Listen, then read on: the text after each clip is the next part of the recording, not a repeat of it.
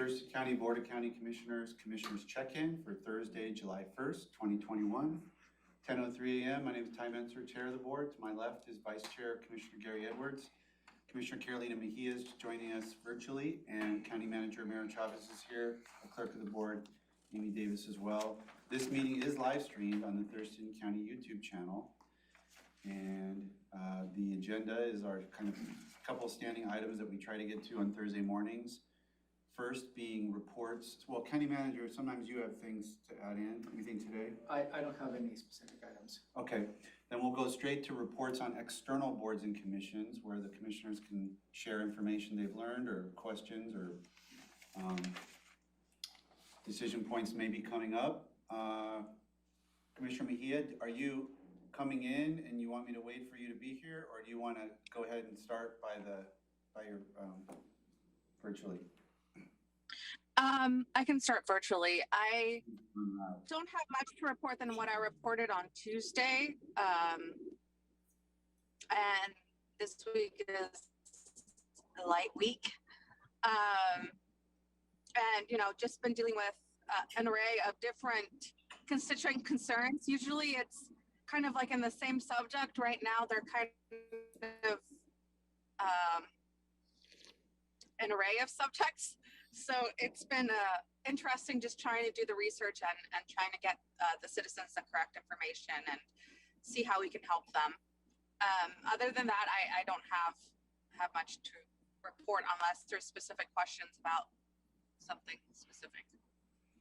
I know you covered Climate Action Steering Committee for me, and you made a brief reference to it at the Tuesday meeting. Was there any more detail you wanted to share about? Did that energy efficiency thing get discussed at all? You didn't mention that on Tuesday. No. So what was discussed was the legislative update, and then after that, a discussion in regards to equity. And those were the only two subjects we were able to reach. So after that, everything else got continued to the next meeting.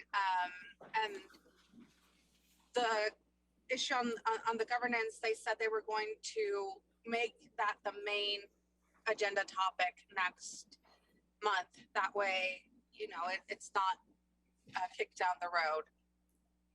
Okay. Okay, Commissioner Edwards, anything from boards? I don't have anything to report from boards and commissions and such of note. Just regular attendance, no hot issues.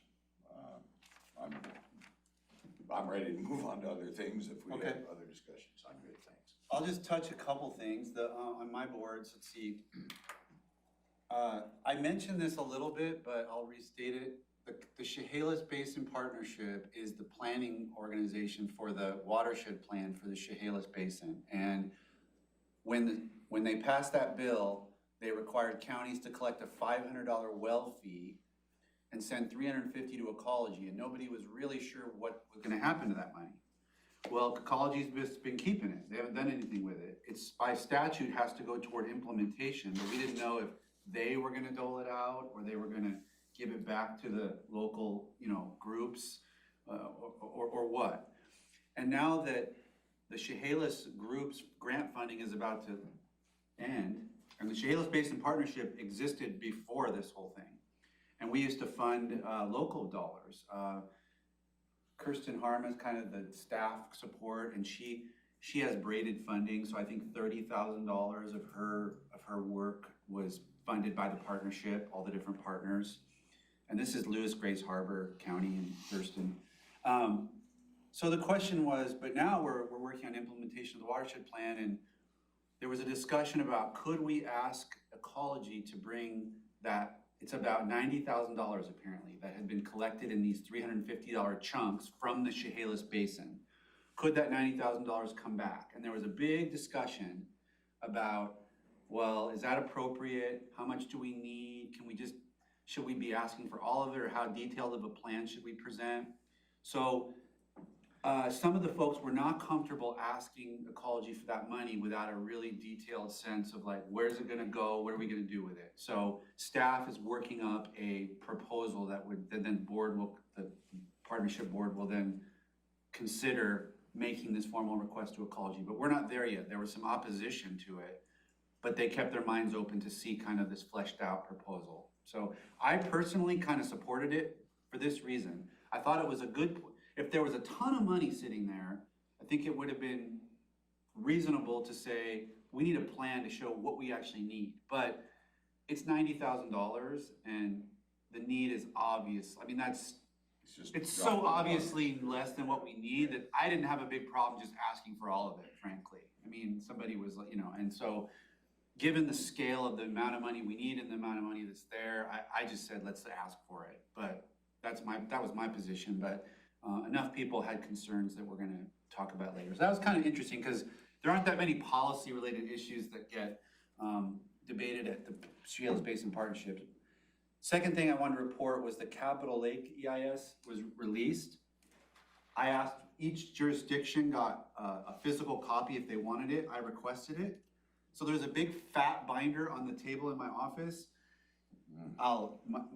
My seatmates are more than welcome to go into my office and grab it and take a look if you would like to.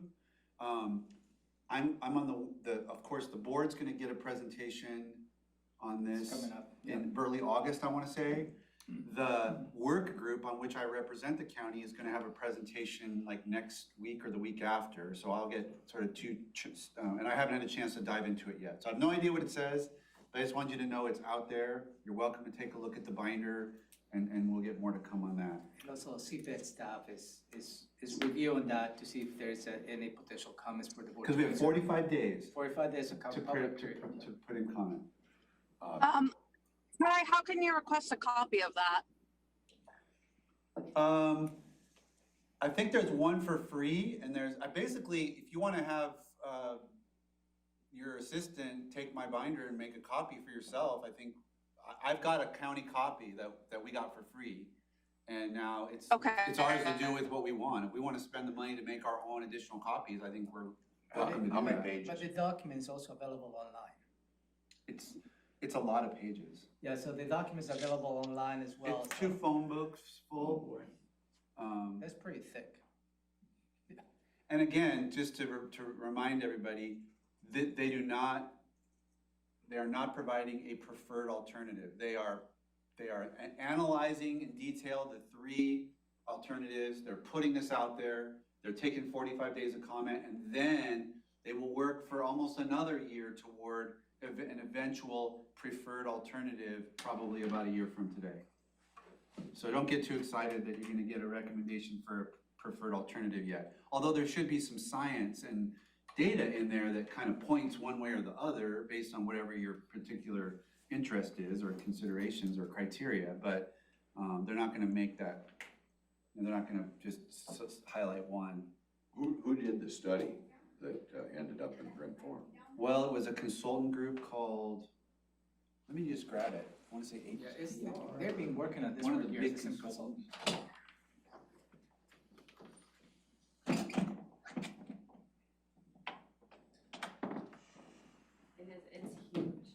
It's a big one. Ding, ding, ding. It's kind of like the solid waste proposal, Commissioner. DES is leading this, Hey, but, Commissioner Mejia, do you have a visual? and right inside the binder is a flash drive, so Includes the document. that's. Oh my God. You're welcome to just take that, Carolina. From my office, I'll just keep it on. Is it on both sides of the page or one side? I guess I won't be reading for fun. Yeah. Some of one and some of the other. There's So- lots of drawings, Wow. maps. And the consultant that we're working on it, I don't wanna say the wrong name. Right up front. They're one of the main consultants that we've used on. On the front page should be there. Front. No. The meeting coming up that you're gonna get your first briefing on it, when is that? I will tell you.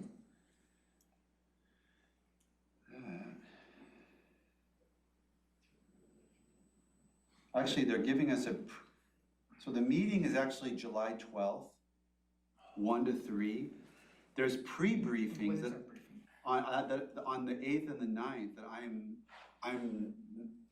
they're asking us to attend one of those two and I'm not available. So I won't see anything until the 12th, which is the formal presentation to the executive work group. And are those gonna be virtual? It's a Zoom meeting? And we have the same briefing on August 5th to the board. To our board. It'll be the same briefing. Pretty Pretty much. much. Okay. It might be a little more higher level because, Okay. you haven't necessarily been, And they're just going around, just to make sure that all the jurisdictions get that briefing. Okay. It seems to me a little bit odd. The AIS is going through a public comment period without highlighting a preferred alternative. there was a lot of discussion about that. And like, for example, the mayor of Tumwater wasn't very happy about that. But the consultants were extremely firm that this was the right way to go about it. That they Doesn't he needed. work at ecology? He's Long time ago. retired. He retired. Anyway, there was some robust discussion about this approach. That's what I'm used to with an AIS, because that's a, more meaningful public comment when the data supports a preferred alternative. But apparently that's not the case. Well, they got fancy flash drives made with the logo. topic, yeah, and the logo printed on them, so they spared no expense here. Okay. Those are the only two updates that I had, so I guess we can go to commissioner items. Commissioner Mejia, any commissioner items? I will be right in. Okay, well, we'll start with So Commissioner skip- Edwardson. Okay, I guess a commissioner item having to do with water quality that we're talking about here, is the lakes issue and the possibility of, helping the lakes create lake management districts that will in turn benefit water quality. And I know there's something coming Yeah, from staff. I'm just wondering. Planning on the session. planning session in August. That's coming up, that whole thing will be discussed in August. Yeah, in a planning session. So we'll be in, and that will be probably part of maybe 3 items that I have for you. That will give Okay. you plenty of time to have a discussion on that. And you'll have, like, some public works people. Oh, yeah, available I'll for be that working, planning I'll be working with Public Works because the plan is to give you a little bit of history, structurally, state law, how lake management districts form, how the petition is formed. So we'll give you the whole history on that perspective, and then we'll dive into some of the proposals of the lake management districts they have. At any point, will some of the representatives from the Lake Management District, I mean, I know they can always attend any of our meetings, but are we gonna have a situation where at least they are able to make comments? I mean, I don't know if we call that a hearing, but, and that's always up to the chair to be able to Yeah. recognize individuals if they wanted to, if they're out there saying, that you could call them, because I just think it is so important that those folks with the boots on the ground and, is it Paula that, kind of works with those folks on a regular basis to make sure that she's there, and as well as the potential that maybe we can call on, one of the folks that are instrumental. I mean, we've got 2 individuals, we got two committees on each one of those lakes that are very active, but then we've got their representative that, we don't wanna have a free-for-all, but I would sure like to have, the ability to ask one of them a question or something. Well, is that what you found out? Is that, if they're saying no, no, no, I wanna know why they're saying no, no, no. Cause it's a big issue, and I know it's your prerogative to call on them if need be, but, you know, making sure that Paula's there is a big piece of it. She hasn't been at some of our meetings. So let's, my suggestion is when Ramiro presents the proposed agenda, then we take this up, you know, a week Okay. or two before, and we can sort of assess the time we have and how many topics we have, and if there's, you know, if there's an opportunity to do that, you know, then we can figure out a good way to do that. Okay, thank you. You know, response to commissioner questions or something, Sure. we'll figure something out. Okay, Okay, I guess we can just kind of go around the horn. I was gonna ask you guys about this, draft recovery plan that was Brad Thompson sent out. You know, you've been asking about this, I know, for a while, and what I understood is that this is a draft of that, finally, that recovery plan. And I printed it and haven't had a chance to look at it, and I just wondered if you guys had seen it, Well, looked at it, or is there any? you know, something unusual about that is under the Endangered Species Act, when they list something, they're supposed to have a draft recovery plan. So this is coming Late. about 5 years late. Okay. Have you heard of anything that's unusual in here, or have you had a chance to? No, look? I haven't had a chance to read, but I would like a copy of We're, that, we're please. working with staff just to make sure if there's any comments that we provide, because right now it's on the federal registry for comments. That's. So my assistant can make me a copy of that, is that what I'm hearing, so I can read it? Yeah, I got this by following a couple of, it took two or Couple, three three steps links. to get Yeah, to it. but it started with Brad's email, and then it took me to something else, and it took me to something else, and then it said recovery plans or whatever, and so I didn't know if that was right, but I clicked it, and then it was pretty much the first one listed. So I did get to it. So we were tracking on this recovery plan, so hopefully there is no surprises. That's probably what. Okay, but I do wanna get a copy of that, so I can review Yeah, that as well. Robin should be able to. Okay. If she Okay. cannot find it, Robin, or we can just make copies of it. I just wanted to ask, because in case, but at some point, If I take a copy Yeah, of that, take I it. distribute to commissioners, as opposed to have Robin. Oh, okay, good. that way she doesn't have to try to find it. Sure. Okay. Your turn. Oh, what a cute creature. I know, did he look nice there? I don't know if I'd describe it that way. How can you not love those cute eyes in there, So Commissioner Edwards, mainly, if you missed it, brought up the lake management topic and whether or not we would be able to incorporate input. And I said, let's see the agenda and discuss it maybe in a couple weeks That's fine. or Yeah. later, toward the end of July. Yeah. And then I just asked if anyone had seen the recovery plan for the pocket gopher, which we've been waiting for several years, and I have not. nobody's really Well, dug into I it will yet. distribute a copy, Mhm. and if you, as you heard, probably more than welcome to read the AIS for the lake Yeah, as well.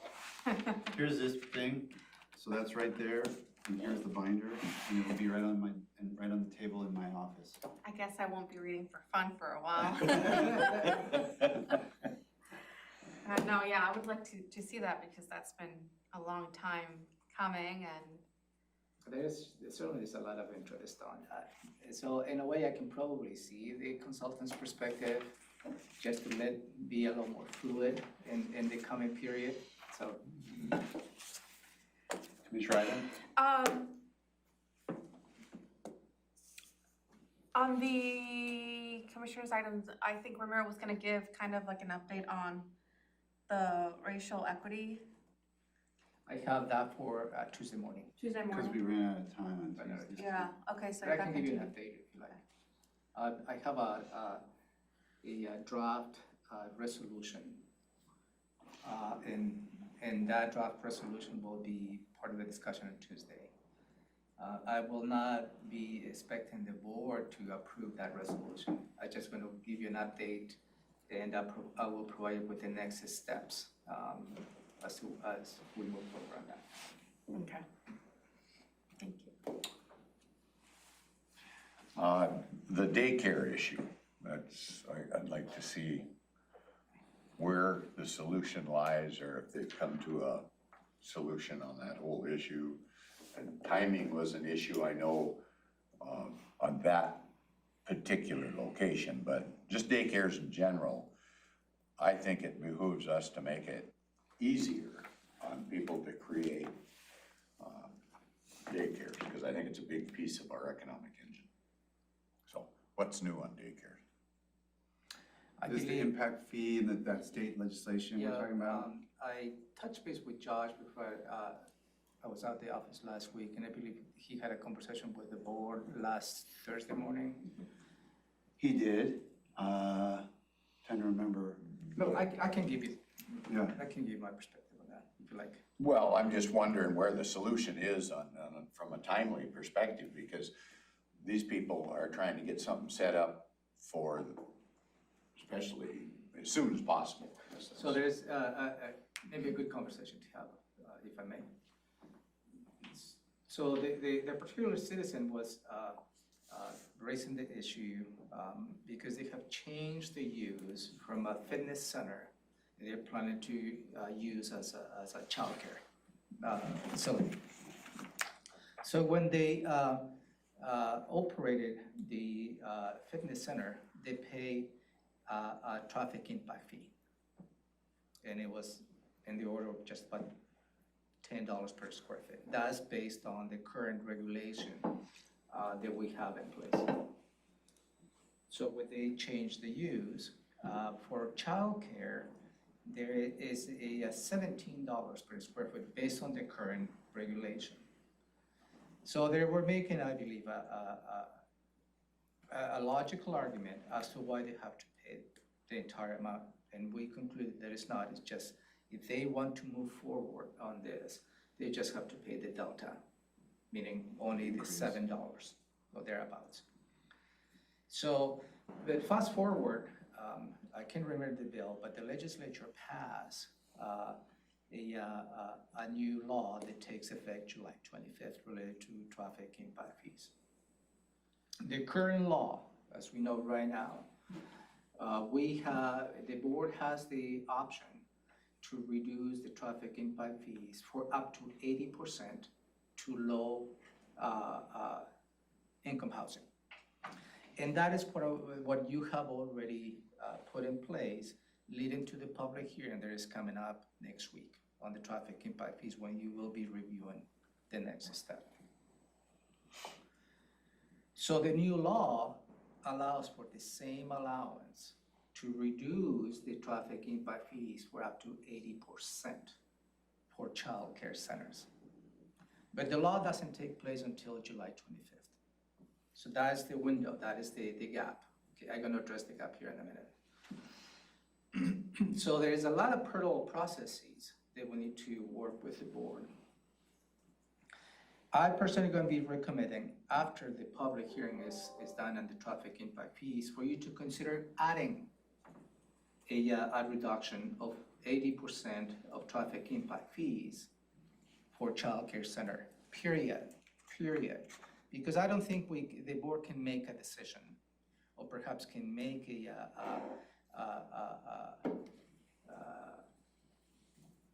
a variance only on a single childcare center situation, the one in Rochester. That is not adequate. I think what the board needs to look is as to how, and I think that's what Commissioner Edwards is stating, how the board can support childcare centers by the reduction of the traffic impact fees. So I will be, after the public hearing, will recommend the board to include that reduction of childcare centers for up to 80%. I have a question real quick on that. So if we add it later, will we have to have another public No. hearing for that? Okay, We can make little tweaks like that. okay. I kept asking that question many times. My first year was like, okay, No, because you have the public hearing is not just on an item, is the public hearing is on the overall adjustment of the traffic impact fees, Okay. right? I mean, you can, for example, just to go off on an aside, because it's an important thing, theoretically, you can just throw out a topic like traffic impact fees and have a public hearing. We always, as a practice, it's better, and Ramiro's always advocating for this, and I agree with him, it's always better to kind of preliminarily put a more specific proposal out there so the public can really give you meaningful input on what the direction you're looking to go. Because it's kind of if they don't know what you're thinking of doing, they don't know how to comment. They don't have anything to react to. So the more specific is better, I think, to get more meaningful public comment. But But in theory, you can sort of do it however you want to do it. You just have to have that public hearing. Right, and the public hearing, I think, and I appreciate that, because it has to be meaningful. And the comments that you may receive has to be meaningful on items that you're already contemplating and implementing. But the public hearing really is an opportunity for the public to provide a perspective, but you have the option. And that is the purpose. Based on the public testimony, you can revise the proposal or you can add proposals. And I personally am gonna be recommended, because this is a brand new law, that for you to consider adding that exceptions on the new hearing. So then becomes the gap, right? With the current law that we have right now, that doesn't allow for a reduction of childcare centers on the traffic impact fees, unless the particular individual only pays the delta, the $7 per square feet. So fast forward, if the board approves the new exceptions of 80%, there will only be, a very minimum. I can't remember, I did the calculation related to this in advance, but it was probably close to $2. It's a significant reduction. Because eliminating the whole traffic impact fees, according to the law, you will not be able to. There is a provision on the new law that you can reduce 100% for childcare centers.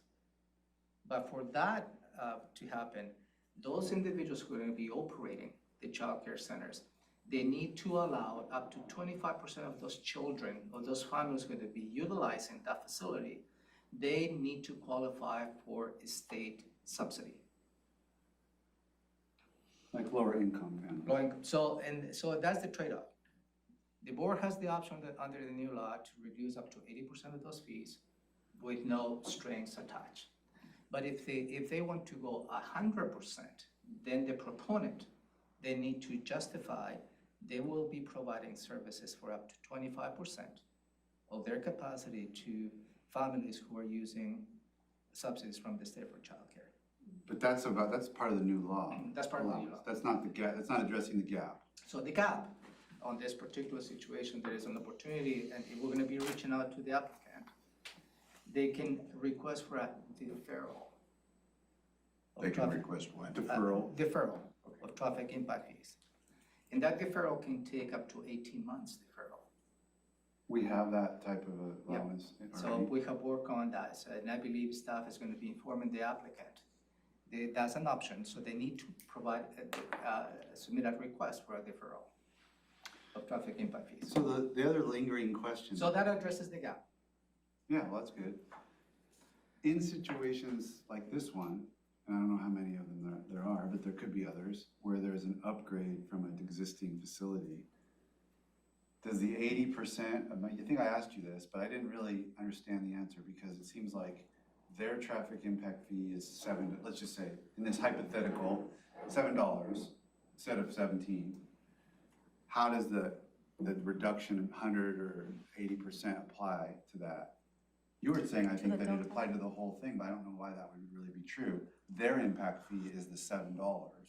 Well, that goes into the individual cases, because what you're talking about is change in use, right?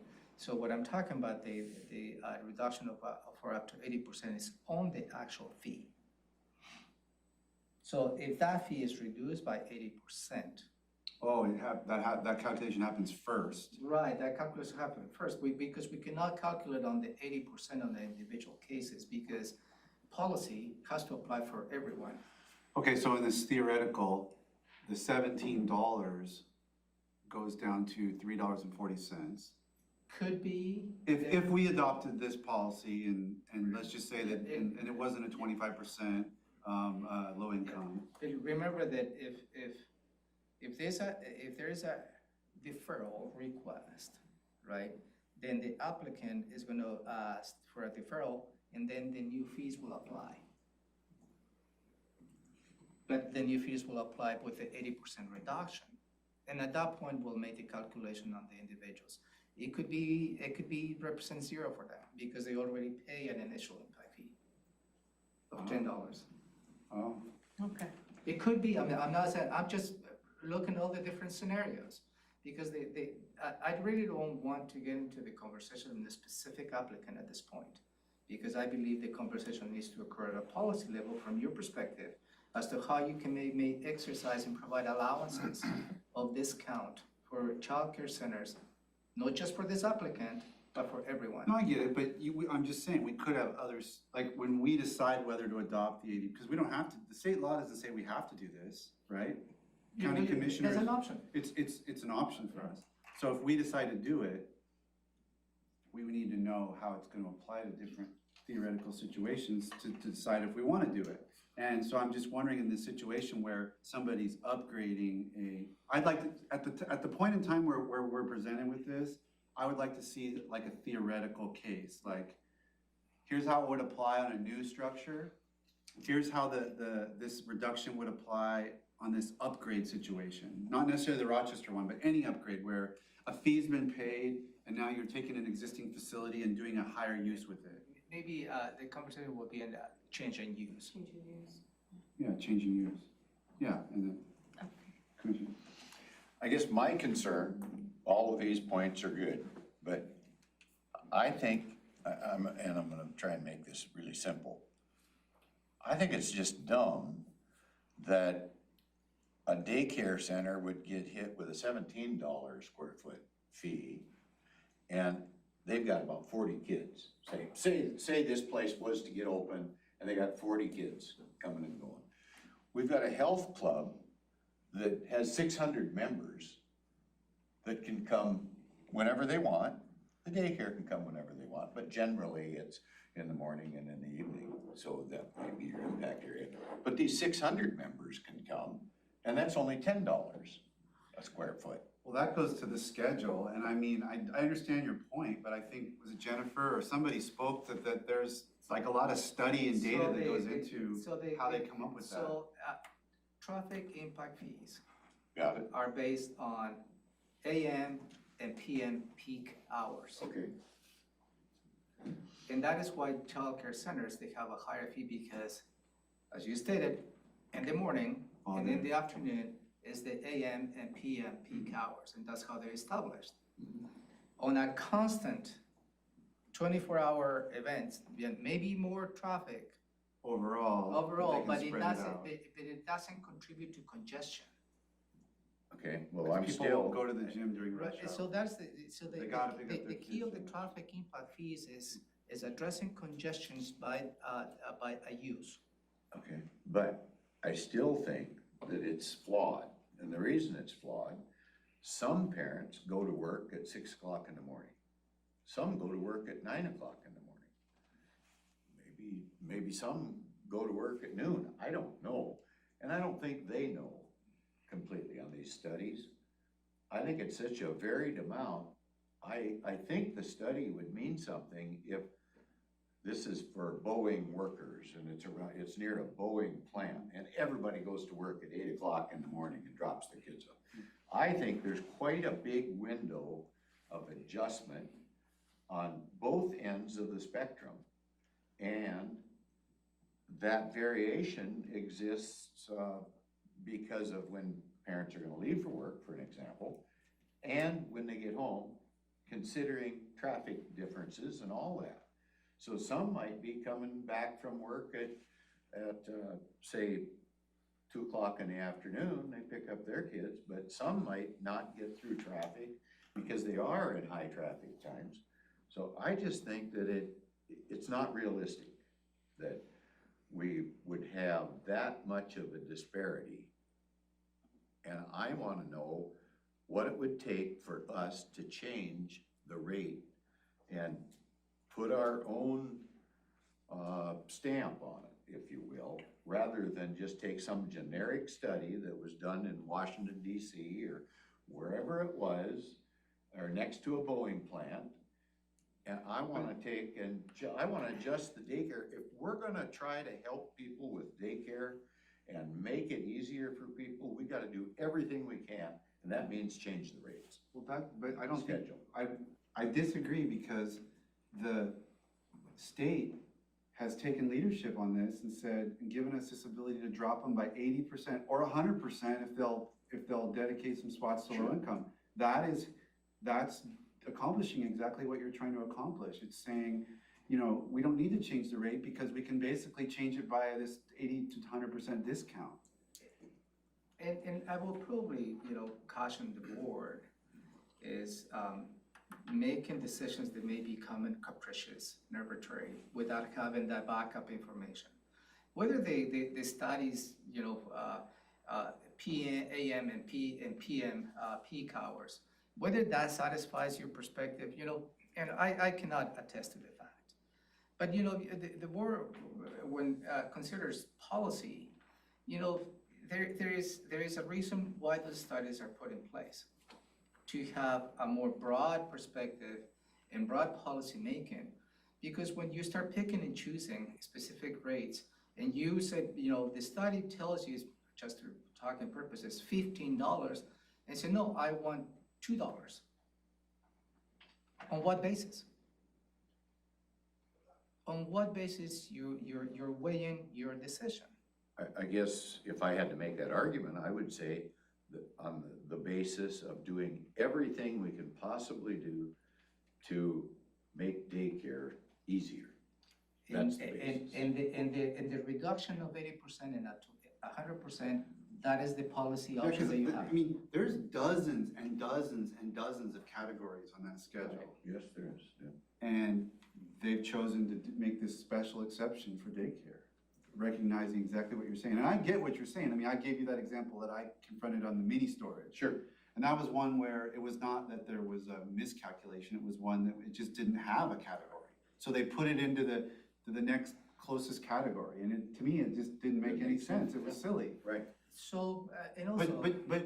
So the answer to that is to like take all those dozens and dozens and dozens and double them, like create, I mean, it just gets absurd. I mean, at some point, you've gotta stop. So within the current code, there is an option, and any applicant who they said, okay, you try to establish this traffic impact fee based on the use that I have.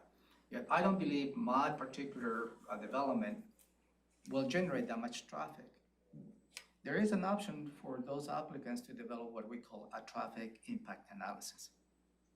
Probably costs them an arm and a leg. Well, but I they don't have the know. option. It's like, no, it's about $5,000. Yes, it's what it calls a TIA, so they can provide their own study and justify that in fact the traffic generation less than what we perceive to be based on Yeah, this they case. can- So there's always Okay. options. Okay, But yeah, I feel like at this point, like they have something coming down the pipeline for that specific case, right? Where there's something that we are We're working on yeah. it and should have something for them. I don't know, with the law taking effect on July 25th, I mean, that's, Well, it's perfect timing because we're about to do the traffic impact fee. We can just fold it into what we're already doing. So that's what, after the public hearing that I held next week, I personally, in the follow-up conversation, because we will not be asking the board to make a decision, obviously, on Tuesday. But on the follow-up conversation, I personally gonna be bringing for your recommendation, for your consideration, to include the reduction of childcare centers. can, once staff contacts this particular daycare, can we get a heads up or a notice?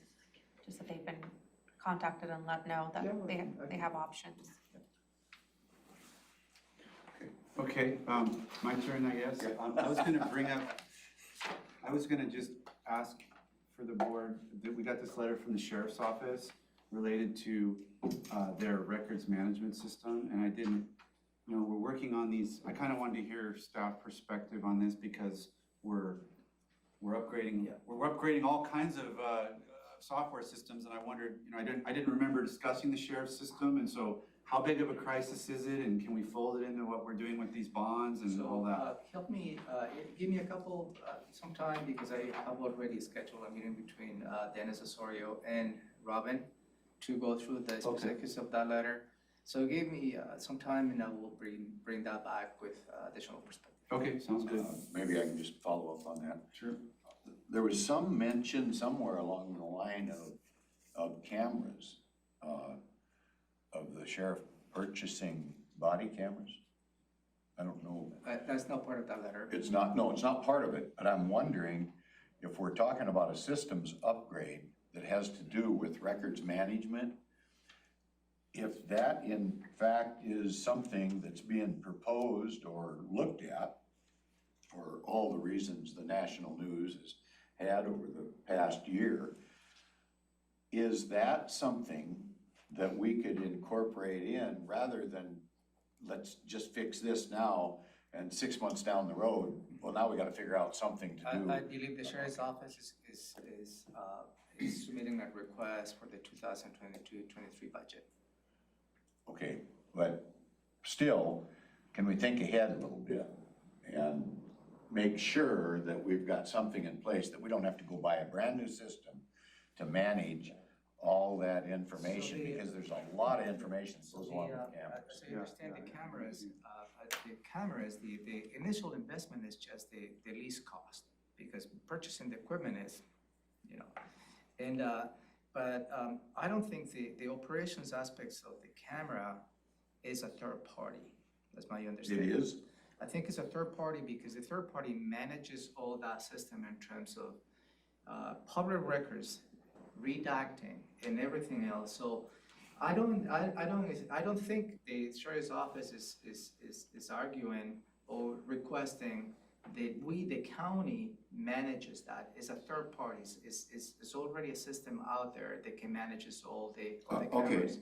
and that might be, but then that brings in another segment, and that would be who is gonna protect the county if a third party is in charge of releasing or not releasing or redacting or a time element? So That that's. has to be brought up with legal counsel as Yeah, far so- as so where our that is coverage what is. I believe the sheriff's office is submitting a budget request for next year. It's not just about purchasing the cameras. It's the overall operation. It's the overall of it. operations, Yeah, because okay. that's, and the board needs to understand what that is.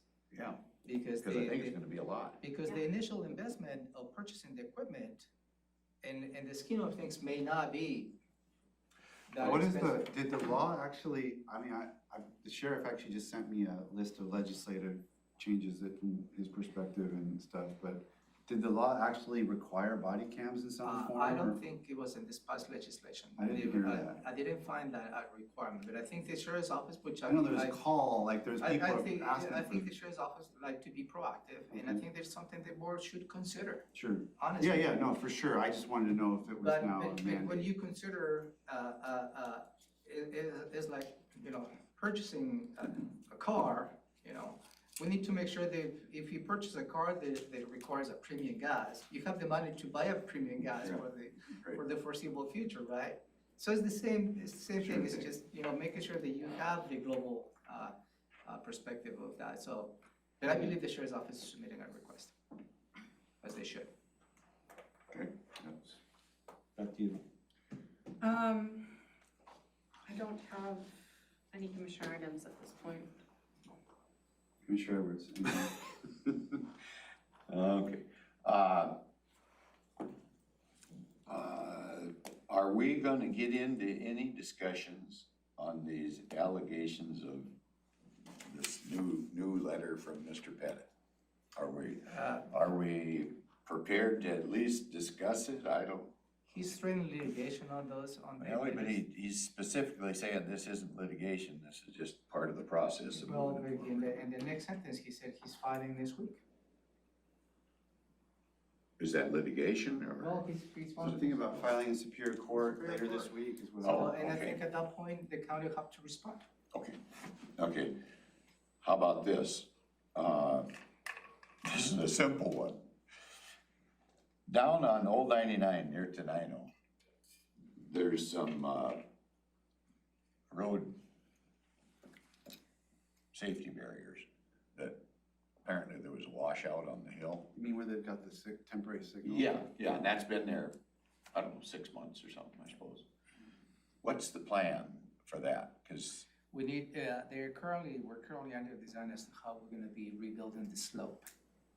Because what is happening is the, and it's not the first time in that area. no, it's been that way before. So,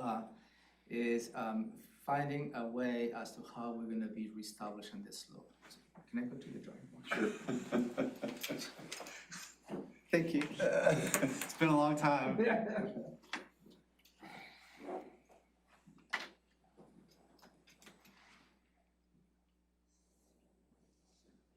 So this is the roadway, right? 2 lanes, right? And what we have in this particular case is a slope that goes up, right? And in this case, there is slopes that goes way down. So what happened in this case is this slope failed and caused this erosion. So we have the barriers right here. To prevent the weight of those vehicles to continue to put pressure on the sloughing of the slope. Okay. So then the question that we have from the engineering point of view is reestablishing this different color. Reestablishing this slope, right? But in order for this to avoid from happening again, we need to flatten the slope.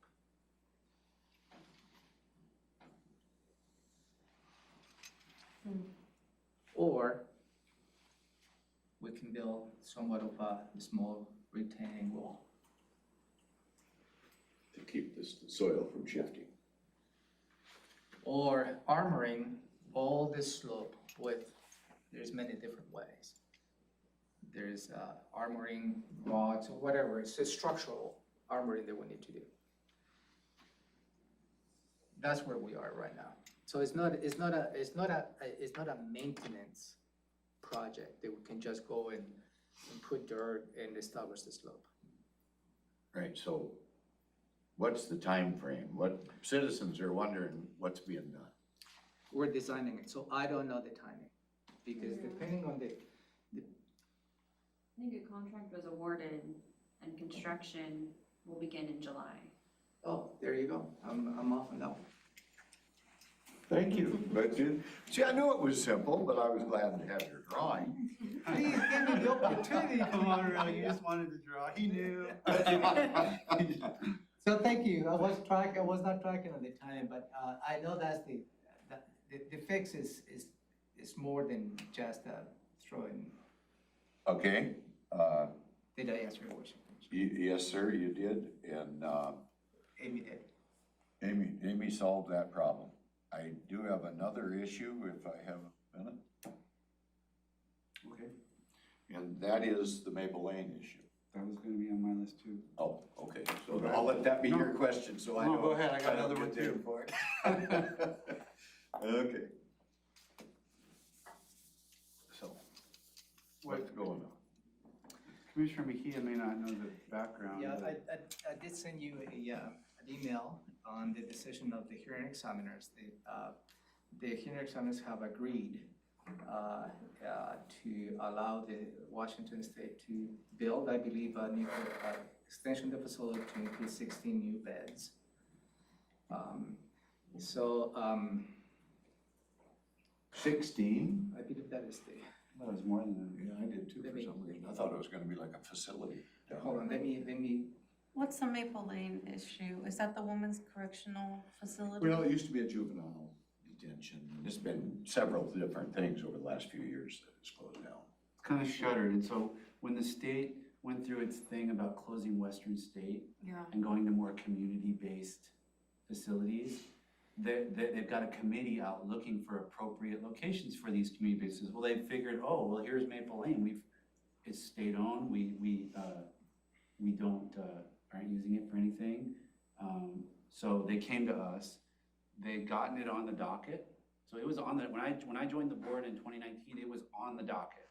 And we were in the discussion about how to prioritize it.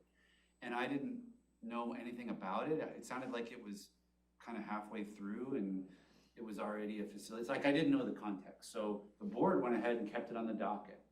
But it was like down in the list. So it really didn't get worked on very much. Then the next year, when it came to re-up the docket, early 2020, community got really up in arms about it. We got there was a public hearing, we got a lot of input from Rochester, the school district was against it, because there's been like, in the previous incarnation of it, there were like 2 escapes, and one of them, the person like ended up at the school. So and it's only like, it's really close to the schools. So the board for I don't know what everybody's motivation was. I know what mine was. Commissioner Edwards and Commissioner Hutchins, I think we unanimously did the very unusual thing is we removed it from the docket. We scrapped it. And the state got kind of caught by surprise by our decision, although they shouldn't have given community input, but they came to us and tried to say, you know, we thought we were on track. Why'd you guys do this? This is gonna, you know, he tried to make their case as to why this would be safe and secure. We didn't budge. And so they had the option they needed a slight zoning change. That's what the docket item was. I found it. So their option was to, just to finish this background, their option then was to go and basically get an exception, a special use permit, like exception. We knew they had the option to go around us if they wanted to, and that's what they did. And I knew they could do that. I didn't realize they actually had done it. And what we just got this week was the hearing officer approved their application. Yeah, they approved a special use permit for a essential public facility to construct a 16-bed, 16,000 square foot residential treatment facility on the Maple Lane. So they don't need a zoning change because they got permission as an essential public facility Special use. to do it anyway. So, Under the current zoning. in a way, like Commissioner Messer stated, you know, I don't know if you went back over the history when it was in the docket.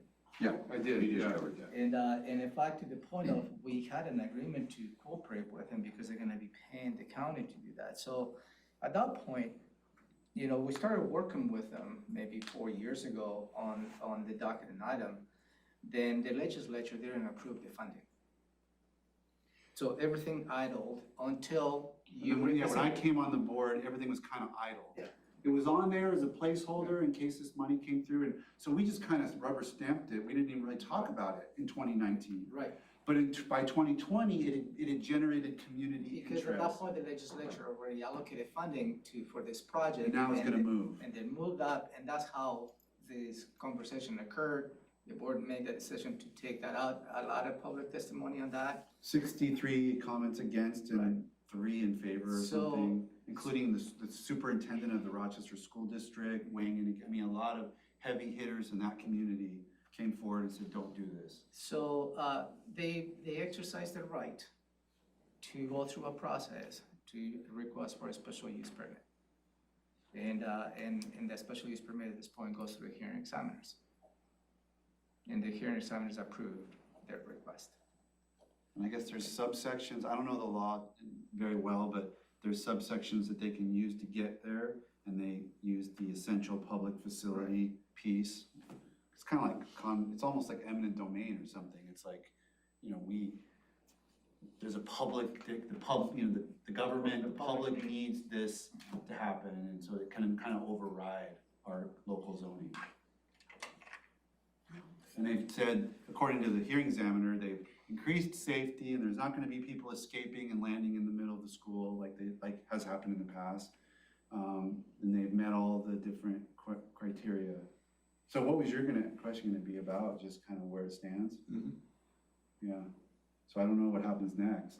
So what is happening next, they're gonna have to submit an actual building permit. Permit A application. permit application with all the details of that. And at that point is where we need to be, making sure we're vigilant in terms of what they're proposing in terms of safety, security, and all that. And my question is, once we open the door to this initial 16-bed expansion, what comes next? Are there restrictions? How do we keep the community safe? What are they going to be putting in place to accomplish that, to make sure that they don't do a bare minimum process about considering safety, I guess?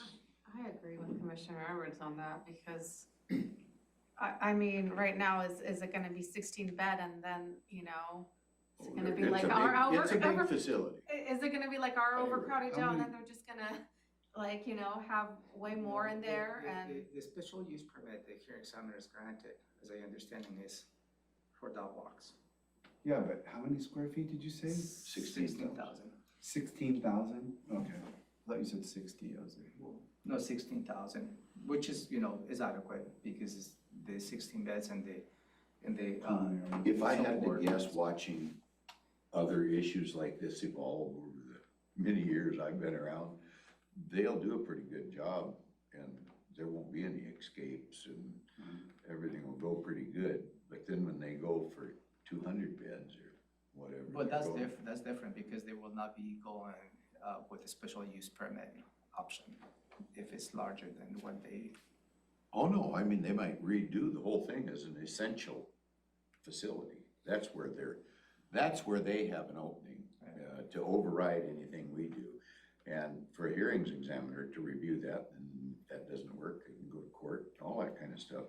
And they won't have a history that we can point to more than likely that says, well, look at that, we had 14 cars stolen down there, and, you know, they all. I brought it up at the BHO meeting today and just to ask, see if they could add any additional wrinkles that we wouldn't think of. And of course, there's more ITA court costs potentially, according to Joe and Mark. And then also, they're worried about whether or not there'll be adequate discharge planning, which they weren't that great They at just in kick them out Washington the door State. and then they stay here. Without housing, without bridge services through peer navigation or different things, So that's a place where I think the board may wanna maybe write a letter or provide input and say, okay, we see that you've gotten your special use permit, wink, wink, right around our, obviously. So let's talk about, how you're intending to do business and what we as commissioners intend is, if this is gonna be we want this to be a cooperative, you got what you got, let's cooperate. And from our perspective, cooperation means A, B, and C. If we can agree on what needs to be done to make it better, then we should write a letter to the state and try to demand that. Yeah. And maybe they'll feel bad because they know they went around us and They won't throw us feel a bad. bone. Well, and to try to be, the guy that came to meet with me was what was he from, the Department of I'm sorry. TSHS? The guy that was going around meeting with all of us? Corrections. Corrections. He was real friendly and, they wanted to get what they wanted to get, but I think that, we could at least engage them if we have certain things that we want to see. Maybe an opportunity will be when they submit a building permit, if I suggest.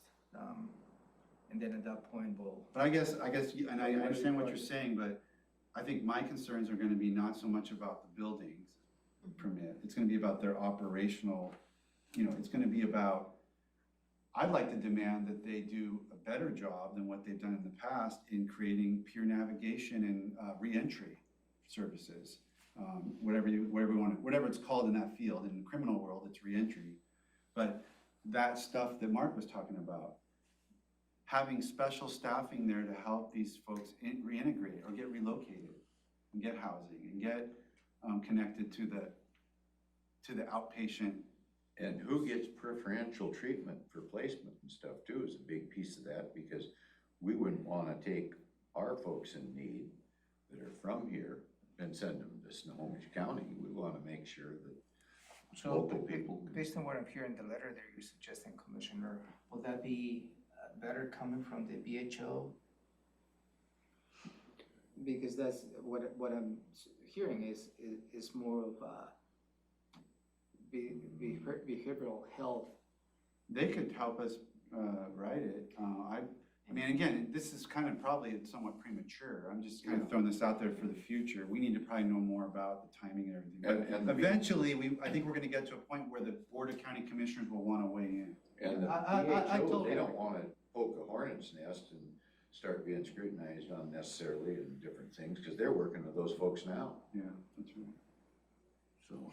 So you mentioned ITA court, right now they're very spread thin with, everywhere they have to go to, and then this will add just another cost, I guess, for us, if that's the case. Yeah, it's more cost and it's not funded. It hurts the ASO, it hurts our mental health, behavioral health services that we can provide. Takes a massive piece of our funding to fund those courts. Is there adequate legislation in place and stuff to deal with these things remotely?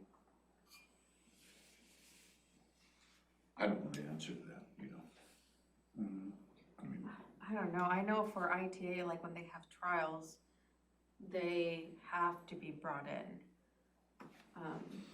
So it was like a Yeah, whole and- ordeal. And I think you're right, because that is why the courts wanted to have a courtroom built on those facilities, so the transport doesn't occur. Was minimal. Yeah. The only other issue I had to throw out, and Ramiro, if you don't think it's a good time, then let me know, but I just wanted to kind of hear my seatmate's perspective on the Port Commission expansion issue.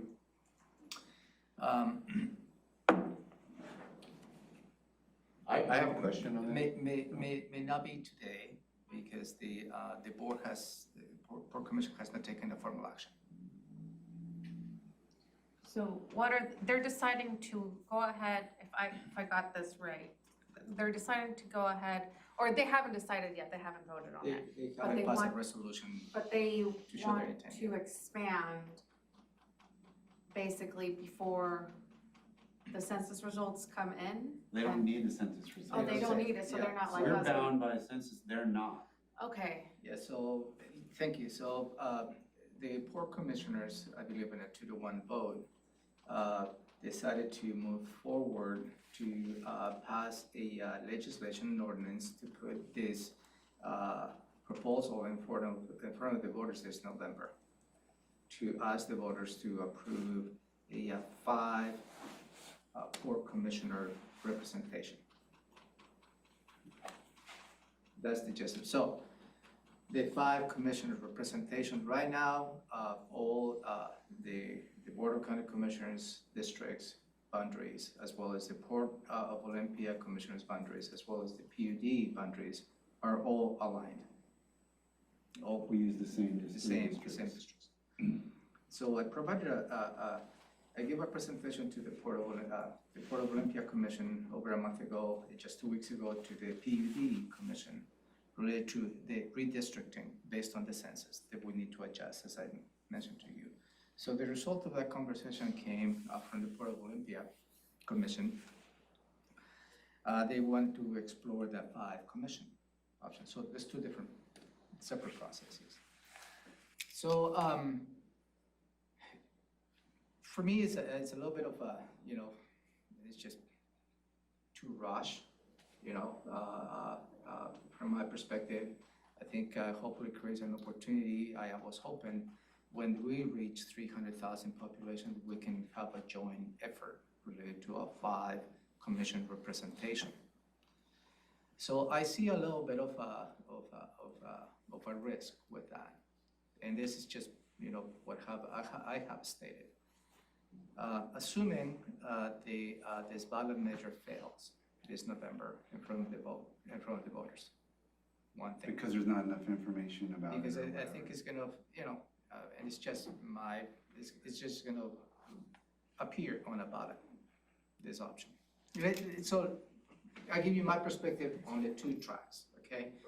Let's assume this goes to the voters, and let's assume it fails, right? Then puts the Board of County Commissioners a little bit in an interesting situation, because most likely the county will reach 300 population by the end of this year, if not sooner. Then how can the Board of County Commissioners put a ballot measure next year knowing that the same ballot failed the year before? So that creates a little bit of, Makes our hill steeper. difficult to argue. it does, From because we what? also get confused with, like, Port Commission thinks, people, when you're talking to them, they're like, They don't know. they don't know, so Yeah. they just see commission and it's like, well, I voted no for this Yeah. last time, And it makes it steeper, and it misses the opportunity to make it Right. less steep by doing it together. I think would be powerful, and it would tell the community, there must be a good reason for this, because Yeah, because it's 2 major commissions are recommending we do it. And then there could be there's more people out there talking about it, spreading information about it. Okay, I've been through this several times with charter proposals and Right. different things. I mean, all the way back into the Mhm. 70s and 80s. And the public does not understand the need. And to be honest with you, I was probably in that category, years Till you got ago here. myself, until I really got here and understood what a restriction it is on good governance, that we can't talk. I mean, you go out and talk to the public right now, they're all surprised when you say, yeah, I can't talk to Ty about this. What do you mean? You guys are right next door, you know? They just don't get it. And so for that educational component, I'm gonna have to it's gonna be a lot for me to support this. And I am gonna, I mean, I see the need. Mhm. But to get the job done with traditional constituents that I've got that really don't have a good understanding. I've never discussed this with them in depth because it's never been an issue. I've heard their views on it. What the hell you gotta do, another bureaucrat, you know, that kind of stuff. But now that I've been here and see the need, and I'm gonna need to convince those folks that it is good governance in the wind, you might say, rather than, well, the bureaucratic process, I guess, that we know today. So it's gonna be a battle Yeah, anyway. right. That's why I was hoping to And make if it easier for if ourselves to go If together. it goes to vote and fails, I'm gonna still try to educate the public, but I don't know if they're gonna be very receptive, just like Commissioner Mejia said that, well, I voted for that last year, and I was dumb, I thought, you know? And, They're trying to just, nothing irks me more than when the people vote and then they just try to bring it back, when Yeah. people try to bring the same thing The back. same thing with a different level. name, a different the name or right, something. name, like- yeah, it's like, but the same subject, so that's track one, you know, and that. You So, put it on and yeah. it fails. track two, assume the voters support this. Then the logistical steps are gonna become interesting, because my understanding is the Port Commission would like to have that, the election for the two new commissioners next November. Well, that's a So fast turnaround. then redistricting is gonna be extremely Have to be done by complicated. May so that the candidates. Does that can have to be file done for by that. the auditor? Well, no necessarily. Not The auditor necessarily. just receives the redistricting. Information, okay. Yeah, so that is split into two other processes. So my understanding, this is just my understanding, okay? I'm not here to say that I know everything, but. Even, I talked to Mary yesterday, even she had some things she needed to So, look up so and this is verify. this is my understanding. From the logistical point of view, let's assume it passes, November, certifies election by the end of November. Then literally you have December, January, and February To draw the new to draw the districts. new districts and get approved. The Port Commission can go along with those districts, redistricting. They can probably hire a consultant to do the redistricting, and they need to hold a public hearing before they approve the districts, and they submit it to the auditor. But the auditor needs time to move all the precincts around. So in order to get to the point of the May 4th, when all the candidates needs to file For November. for November. And it's fire districts and Yeah, school it's districts. everything, Not wanting to so split them. I know the deadline is May 4th, but the auditor needs time to work on the new districts. So the Port Commission can go by themselves and redistricting without having the county to provide a perspective as to how that redistricting will be.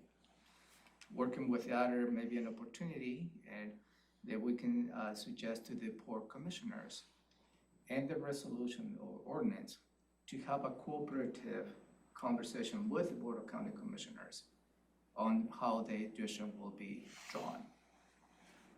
And also for them to consider if there is a possibility, I don't know if that is a possibility, for the elections to be in the following year, not in 2022, but 2023.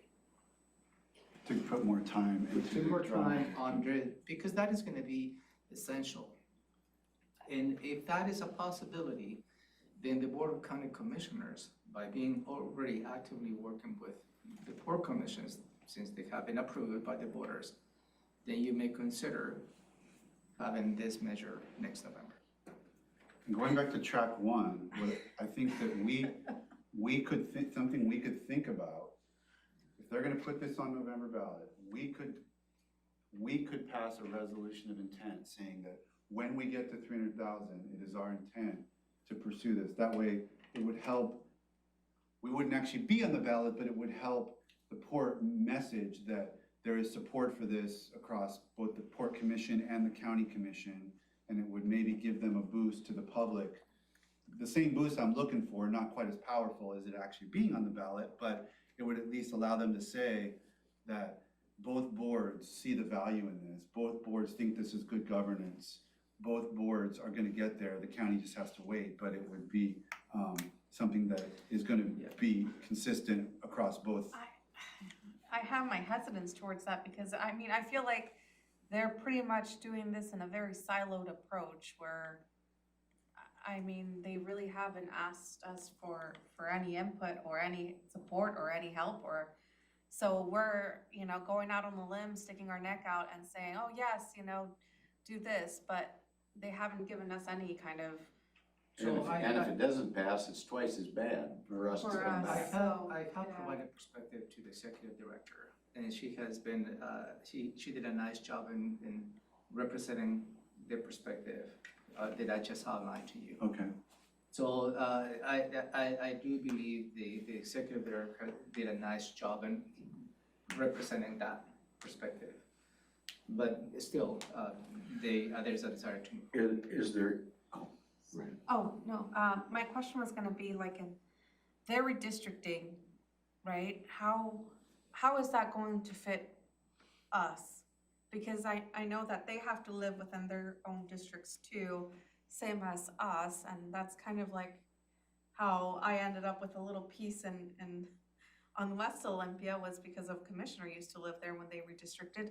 So I just feel like, are they gonna give us any considerations when they do that, and how is that going to work with So that's probably what the other track, they hopefully will provide a suggestion to include on their ordinance, if they pass, to work with the county. And Mary sent that email to all of us, right? Kind of her On- proposal was to have the chair of the board On or redistricting, designee yeah. with the chair of the Yeah, and I board talked to and the Mary- auditor for technical guidance. Mary, on that, we need to add that it has to be approved by both boards.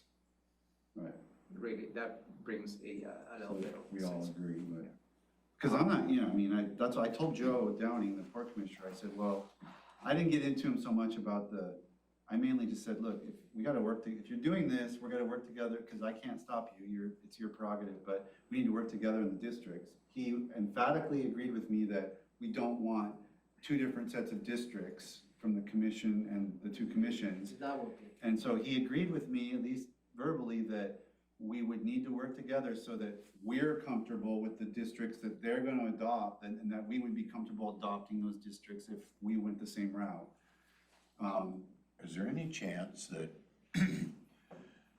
we could pass a motion, a resolution, I don't know, to have the chair of the board, which would be yourself, attend one of their public meetings and their public comment period with the message that, we have to kind of agree, I think we agree, but, okay, that we agree as a board that this would better serve the public if we approach this in one ballot measure at one time, with designated, so that we didn't have mixed up districts and stuff. I don't know, we could put it together. You're pretty eloquent about making a presentation, so that it would just be better for all parties concerned if we did it together rather than separately, and then maybe they would rethink. Because you said they haven't made the decision yet. No, I think it's coming up. They voted the intent to do one, but the actual legislative action is still yet to happen. Yeah, so I think it's maybe, mid-July. that you could go to that with our concurrence that we think that it would be better, I mean, to work together. And that maybe would carry some weight with, I don't know. No pressure, Ty. Mary, the county auditor has spoken to all three port commissioners, and she represented to me that she leaned on them as heavily as she thought she could and was not getting any traction on that. And, in terms of their desire to move forward, the two that voted, all three commissioners support the move. Commissioner Zeta just simply It's was a just the matter of timing. timing. I pretty much agreed with, frankly, with her position, but, the other two seemed firm. I've spoken to Joe, I haven't spoken to Commissioner McGregor. Spoken to Commissioner Downing, and he, really wants to move forward. I mean, the only alternative that I can see, That's why Mary's proposing the piece regarding the districts. So I have I'm another sorry, what were you question. gonna say? No, well, okay, I'll just finish Yes, this finish thought, and then Commissioner Mejia can go on. But we might even wanna say that we don't wanna be put in a position to oppose this thing from the Port Commission, but it might put us in that much of a misalignment with their proposal that it could cause them trouble. And if they really wanna get this done, we really need to do it together, because I would be inclined to vote and talk against it at this point in time, for all the reasons that we've laid out. So, okay, that's it. My second question is, how about if theirs fails, but then we put ours on and ours passes? What happens? We have two different, Well, that's okay. yeah, that won't So- affect. If one's 5 and one's 3, you can't have the same districts. I mean, they'll have is to- that more confusing for the public? Yes, but that's just a necessity. What I don't want are two sets of 5 districts that aren't the same. yeah. That's just unnecessary confusion to the public, and it's ridiculous. So that, and if theirs failed this year, and assuming the board, county commission's districts passes next year, it's just 5 districts, 3 districts, and it becomes unrelated. Okay. Yeah. I support Commissioner Edwards' idea of having you as the chair. And we could all sign a letter, or I can go there and give public comment, or both. I think the benefit of you going is representing because there's good conversation. Yeah. And it's just to put on the record the county's position via public testimony. Okay, well, I'll do that if you guys want me to, whatever their next meeting is. It's not too- I think it's. It's better if I can get there one meeting before the legislative action, because that gives them time to think. I And know it's, there's nothing to keep us from as individual commissioners to talking to them individually. So let me. So if we're trying to go, do we need Let me thumbs up? touch base with the executive, when will be the opportunity for the chair of the board to bring the message from the Board of County Commissioners. okay. And I hope it's not the week of, I hope it's, well, when did you say they were gonna be? It might be the vice chair. I'm on vacation part of next week. Well, I don't care. It could be that I too. think it's July 12th, Monday, July 12th. Man, I'll be out of the office. Yeah, Is it night they meet? 5:30. Yeah, I can, You're not there the ninth can and do- 10th, but you're there the 12th, right, or something like that. yeah, I'm here the 12th. I can do, if that's the meeting, I'm available on the 12th. But I'll reach out to the executive. Okay. That was all my commissioner items. We got 8 minutes if anybody's got a last item. No, you guys touched a lot on the items. The sheriff's letter was one of them, so. Good conversation. All right, good, great, then we're adjourned. See you back in here at 1. One, I wanna say Superior One. Court. My back. Yeah,